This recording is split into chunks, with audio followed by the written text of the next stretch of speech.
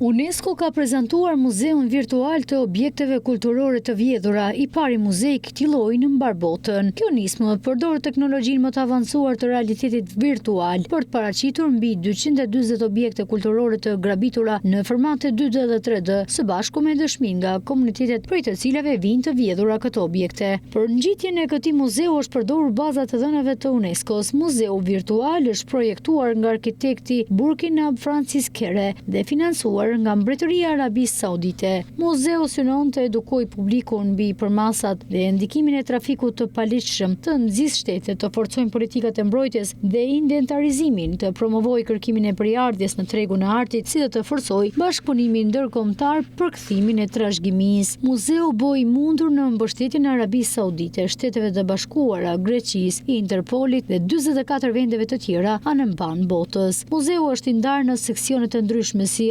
I cili përshkruan qëllimet e platformës së re virtuale. Në galerinë e objekteve kulturore të vjedhura, objekte të tilla si një varr se ari sirian që daton nga viti 120 pas Krishtit dhe marrë nga Muzeu I Palmirës, ndërkohë tekstet në dhomën e kthimit përshkruajnë si janë gjetur objektet, duke përshkruar riajdhësimin e një fosili trilobiti në Marok nga dogana kiliane në prill 2024. Andreo Azoulay, drejtoresha e përgjithshme e UNESCO-s, deklaroi: "Pas çdo vepre apo fragmenti të vjedhur fshihet një pjesë e historisë, identitetit dhe njerëzimit që është hequr nga kujdestarët e saj, është bërë e paarritshme për kërkimin dhe tani rrezikon të bjerë në harres. Objektivi ynë është të vendosim këto vepra në qendër të vëmendjes së shoqërisë, duke njohur veten përmes tyre."